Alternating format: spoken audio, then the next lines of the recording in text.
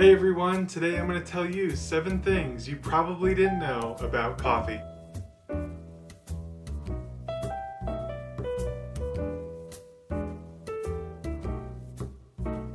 The first thing you probably did not know about coffee is that it was discovered in Ethiopia by a goat herder who saw a few of his goats eating cherries from a bush. And these goats were going wild, they were fighting each other and jumping all over the place. And he decided, I don't know why, but to pluck them from the bush and brew them. And he couldn't sleep all night, so when he woke up in the morning, he realized that this bush was magical, and that was how coffee was discovered.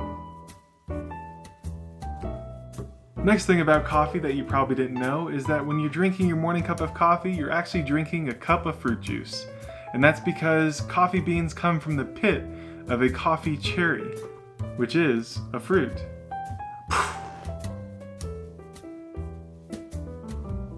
When coffee first started making its way around the world, it was brought to the Vatican.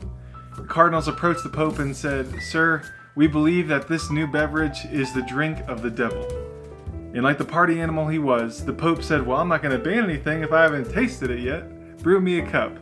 And so the cardinals brewed him a hot cup of coffee, brought it to him, took a sip of it, and the Pope said, "This is delicious. I'm not going to ban this, but hey, let's cheat the devil and baptize it." True story. Coffee plants can only be grown in areas around the equator. The biggest exporter of coffee is actually Brazil in South America. And the only place you can grow coffee in the United States is in Hawaii. And they do it by growing it on volcanic ash, and the coffee is very good, but also very expensive. There are 2 types of coffee, or 2 varieties. There's Arabica and there's Robusta. Arabica coffee is very high quality and grown at high elevations. Robusta is very low quality and grown at lower elevations, but has twice as much caffeine.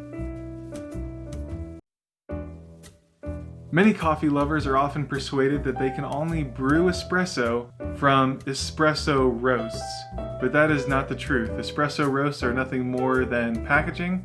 You can brew espresso on any coffee you want to, as long as your coarseness of the coffee you grind is an espresso grind. It doesn't have to be an espresso roast. You can actually overdose by drinking coffee. It's very rare.